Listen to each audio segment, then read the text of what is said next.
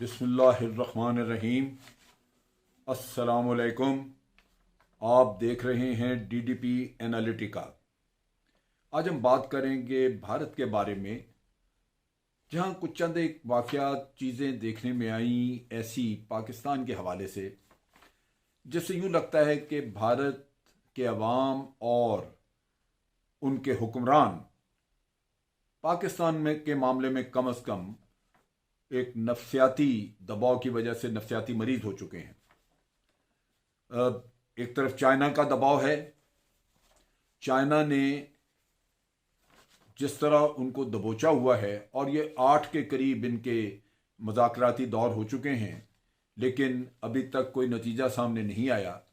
और एक गिदड़ भपकी उनके जो चीफ ऑफ आर्मी स्टाफ हैं या चीफ ऑफ डिफेंस स्टाफ हैं, वो एक गिदड़ भपकी से लगा देते हैं कि हम तैयार हैं, हम ये है वो है। अब तैयारी का फ़ायदा कोई नहीं, क्योंकि वहाँ पे तो अब बर्फ़ें पड़नी शुरू हो गई और उसके बाद सर्द मौसम, और इन हालात में जो जैसा मौसम होता है वहाँ पे इतनी हाइट पे, वो तो इंसान को अपनी ही सर्वाइवल का एक मसला होता है। और ये बड़ा मुश्किल होता है कि आप वहाँ पे जंग लड़ सकें, और वहाँ पे मौसम के ख़िलाफ़ इनफेक्ट आपने एक जंग लड़नी होती है अपने बचाव के लिए। तो उस लिहाज से ये हालात में एक ऐसी तब्दीली आ गई कि फौरी तौर पे अब भारत के लिए मुमकिन नहीं कि कुछ कर सके। और इन एनी केस चाइना भी बड़ा ताकतवर है। तो जब मैं मुख्तलिफ इनके लोगों की बातें सुनता हूँ, तो वो पाकिस्तान की तरफ मुँह करके तो वो उसमें बड़ा नारा शारा लगा देते हैं कि हम ये करेंगे वो करेंगे, आप करके दिखाएं। तो ये मुझे एक नफ्सियाती कैफियत लगती है कि जहाँ आप एक मरीज़ की तरह जहाँ देखते हैं कि चाइना है एक ताकतवर मुल्क है, और वो आप अगर वहाँ पे कुछ बोलने की कोशिश करेंगे तो वो आपको नोचलेगा, तो वहाँ आप दुम दबाते हैं, डर जाते हैं। और पाकिस्तान को आप समझते हैं कि ये शायद कमज़ोर है, छोटा मुल्क है, तो आप जो चीज़ चाहे आप नथने फुला के अपने बात कर सकते हैं। लेकिन ये भी एक, मैं समझता हूँ, एक ख्वाब है। पाकिस्तान ने भी अपनी सर्वाइवल और अपनी बका के लिए सब तैयारी की हुई है, और वो किसी और के बारे में नहीं, भारत के खिलाफ ही तैयारी की हुई है कि अगर भारत कभी इधर बैली नज़र डाले तो उसको भरपूर किस्म का जवाब दिया जाए, जिससे कि वो मैली आंखें जो हैं वो दोबारा देखने के काबिल ना रहें। ये तो हुई बात पाकिस्तान की। लेकिन ये नफ्सियाती प्रॉब्लम शुरू कहाँ से हुई?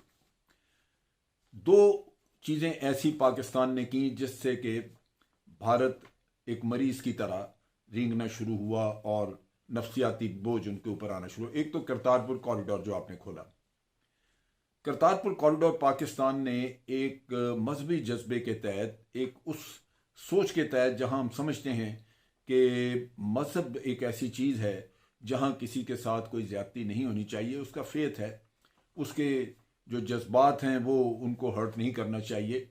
लिहाजा आप देखते हैं कि वैसे भी पाकिस्तान में भारत की तरह आपको बावले लोग नज़र नहीं आते जो कि वहाँ पे वो मुसलमानों को पकड़ पकड़ के कह रहे होते हैं कि बोलो जय श्री राम। बोलो। अब भाई, इंसान डंडे के ज़ोर पे तो नहीं अपने दिल की बात करता। सो ये चीज़ सोचने की है कि वहाँ पे तो ये होता है, लेकिन पाकिस्तान एक मजहबी रवादारी की वजह से ये कॉरिडोर खोला, जो कि बॉर्डर के बिल्कुल करीब है, 4 किलोमीटर का फासला है। और उसके साथ साथ ये है कि सिखों का एक दरीना मुतालबा था। अब भारत इसके बारे में परेशान रहता है, किसी न किसी तरह इस किस्से को वो इसके लिए मसाइल पैदा करता है। ये ऐसा उसकी नब्ज़ों पे बैठा है ये करतारपुर कॉरिडोर, कि इसने इनको बीमार करके रख दिया। दूसरा जो इशू है करतारपुर कॉरिडोर की, मैं नेचुरली मजीद बात करूंगा, लेकिन दूसरा जो इशू है वो है जो पाकिस्तान ने एक नया नक्शा इशू किया, जिसमें बड़ा वाज़ेह तौर पे जो डिस्प्यूटेड एरियाज़ हैं वो दिखाए, और कश्मीर के मामले में ख़ास तौर पे कहा कि ये वो हिस्सा है जिस पे भारत का गैर कानूनी नाजायज़ कब्जा है। ये बीमारी की दूसरी वजह बनी। अब करतारपुर कॉरिडोर का किस्सा ये है कि ये कोई ना कोई बहाना ढूंढते रहते हैं।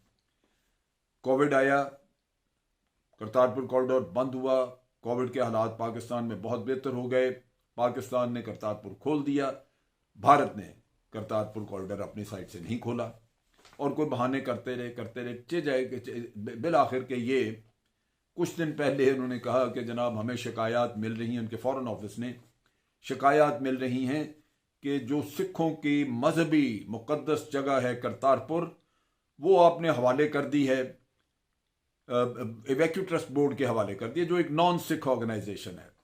तो ये तो बड़ी ज्यादती हो गई, सिखों के साथ जुल्म हो गया कि ये कोई पूछे उनसे, और जो तुम मुसलमानों के साथ और सिखों के साथ जुल्म भारत में करते हो वो दुनिया देखती है। अब तो वो अमेरिका में रिपोर्टें और पता नहीं क्या क्या, वो मजहबी आज़ादी के बारे में जो कुछ आता है वो इतनी घनौनी और इतनी खौफनाक रिपोर्ट्स होती हैं इनकी, ह्यूमन राइट्स वायलेशंस की, और मुसलमानों के खिलाफ तो ख़ास तौर पे वो जो आप अक़लियतों का हशर करते हैं, चर्च जलाए आपने, पता नहीं क्या क्या तबाही फेरी, उन हालात में आप बात हमें करते हैं कि जनाब करतारपुर कॉरिडोर जो है वो हवाले कर दिया। आपको वाजे बता देना चाहते हैं कि किसी के हवाले नहीं किया, ये फॉरेन ऑफिस ने भी आपको बताया, और फिर हमारी तरफ से हमारे फॉरेन ऑफिस के अलावा सिखों की जो कंट्रोलिंग कमेटी है, जिसे गुरुद्वारा प्रबंधक कमेटी हम कहते हैं, उन्होंने भी बयान दिया कि करतारपुर कॉरिडोर हमारे पास है। उनकी मदद जो होती है, जो उनको पैसा चाहिए होता है कुछ, तो वो इवैक्यू ट्रस्ट बोर्ड हेल्प करता है, लेकिन हर उस मुकद्दस जगह का इंतज़ाम जो किसी और मज़हब से ताल्लुक़ रखती है वो उस मज़हब के लोगों के पास है। वो करतारपुर कॉरिडोर हो या साधु बेले का मंदिर हो जो कि सखर के पास है, वो सब वहाँ के लोग, वो उस मज़हब के लोग उसको मैनेज करते हैं। लिहाजा पाकिस्तान में तो इस तरह की कोई मैं समझता हूँ सूरत नहीं है, मजहबी जज्बात का बहुत ख्याल रखा जाता है। लेकिन ये जो सारा किस्सा था, ये भारत ने एक तो अपनी ख्वाब आते हैं उनको रात सोने के बाद ये ऐसी चीज़ें सोचते रहते हैं, और मरीज हो चुके हैं इस वजह से कि पता नहीं क्या हो गया, हमने ये कॉरिडोर खोला, और सिख जिनको इन्होंने वहाँ पे जलीलो खार करके रखा हुआ है, शायद उनको यहाँ इज्जत मिल गई, मोहब्बत मिल गई। वो मोहब्बत जो 4 किलोमीटर के रास्ते में मिलती है वो कोई भी किसी और मजहब का आएगा, हमारा मेहमान होगा बाहर से जो आएगा, उसको वो मिलेगी। अब बात कर लेते हैं कि नक्शों के बारे में। अब आपको पहले भी, इससे कुछ पहले मैंने एक वीडियो के जरिए ये बताया था कि सऊदी अरेबिया में एक कॉन्फ्रेंस हो रही है G20 की, जो कि नवंबर की गालिबन 20 तारीख को हो रही है, और इस कॉन्फ्रेंस में का एक यादगारी नोट, करेंसी नोट छापा है सऊदी अरेबिया ने, और सऊदी अरेबिया ने उसमें कश्मीर को भारत का हिस्सा नहीं दिखाया। अब उसके ऊपर भारत ने वावेला मचा दिया, तिलमिलाए, और सऊदी अरेबिया से एहतजाज हो रहा है, उनको कह रहे हैं कि जनाब आप ये बदलें। उन्होंने चुप साधी, कान लपेटे, आंखें बंद की और कहा जी आप बोलते रहे। अब दूसरा किस्सा ये निकल आया कि अब ट्रंप के बेटे ने एक और अपना वो इलेक्शन का झंडा तैयार किया, जहां उसने पूरी दुनिया का दिखाया कि जी कहां कहां ट्रंप को हमायत हासिल है। तो उसने इंडिया का जो नक्शा है वो तो दिखा दिया ब्लू रंग में कि जनाब वो जो बाइडन को उसकी हमायत हासिल है, लेकिन कश्मीर को अलहदा कर दिया, और कश्मीर को उसने दिखाया कि कश्मीर के लोगों की हमायत ट्रंप के साथ है, और वो अलहदा दिखा दिया। अब जनाब पागल हो गए वहां के लोग, भारत के, ट्वीट पे ट्वीट आ रहा है, रोना धोना, एक सफ़े मातम बिछ गई, एक यूं लगता था कि मां मार दी किसी की, वो हाल किया हुआ है उसमें कि लिख लिख के जनाब ये क्या कर दिया। ये समझने की बात है कि भाई दिमाग आप लोगों का चल बसा खराब हो गया था कि आपने आर्टिकल 370 खत्म करके और उसके बाद उसको यूनियन टेरिटरी बना दिया। ये आपका घर है, घर में बैठे आप जो जी चाहे करते रहे, लेकिन इसका मतलब हरगिज ये नहीं है कि बाकी दुनिया जो है वो आपको ठीक समझती है। वो बाकी दुनिया समझेगी कि ये पागल हो गए हैं, बेवकूफ़ हो गए हैं, जो इनका जी चाहता है करें।